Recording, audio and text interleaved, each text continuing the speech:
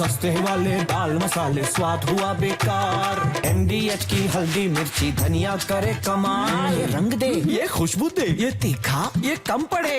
क्या निराला MDH मसाला। एक और बड़ी खबर ऑपरेशन सिंदूर से। मुरीदके में जो भारी तबाही मची है, लश्कर-ए-तैयबा का हेडक्वार्टर, वो तस्वीरें आपको दिखाते हैं। मुरीदके में जहां अटैक हुआ वहां का वीडियो आपको दिखाते हैं। एक और आतंकियों का अड्डा मलबे में कैसे तब्दील हुआ, यह आप देखिए। मुरीदके में लश्कर-ए-तैयबा का बड़ा कैंप, और यहां पर आतंकियों को पाला पोसा जा रहा था। भारत के खिलाफ ट्रेन किया जाता था। कई आतंकी साजिशों में यहीं से आतंकियों को भेजा गया था, लेकिन इस आतंकी ट्रेनिंग कैंप को कैसे भारत ने ऑपरेशन सिंदूर के तहत नेस्तनाबूद किया है, यह गवाही तस्वीरें दे रही है।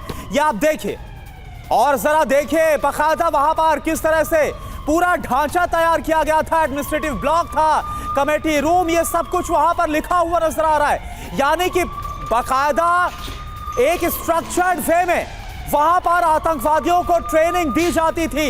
यह सब कुछ वहां पर तैयार किया गया था। और अब आपको मुरीदके की वो तस्वीर दिखाते हैं जिसमें लश्कर-ए-तैयबा का बड़ा कैंप तबाह हो गया। यह आप लगातार देख रहे हैं। एयर स्ट्राइक के बाद पूरे इलाके में तबाही ही तबाही नजर आ रही है।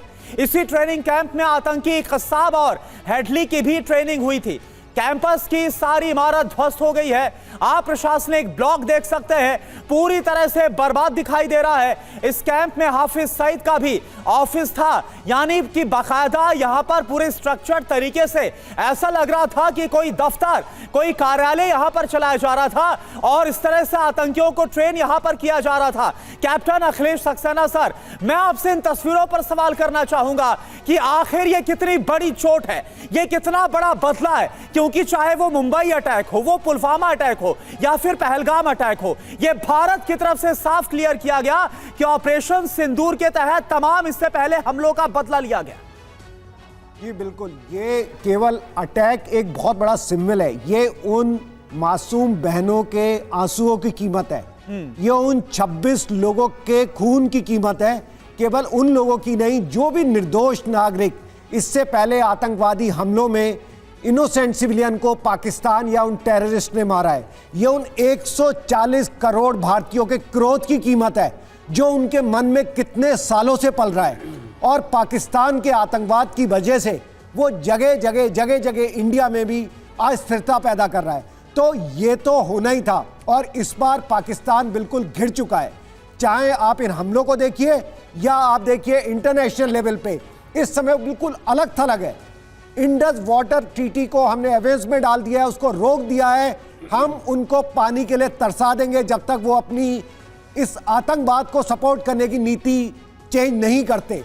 हम उनका इंपोर्ट उनके ऊपर बिल्कुल ख़त्म कर देंगे। पाकिस्तान का आपको पता होगा, उनके पास जो उनका फॉरेन रिजर्व है वो केवल मुश्किल से $8.5 बिलियन बचा है, जबकि इंडिया के पास $682 बिलियन फॉरेन रिजर्व है।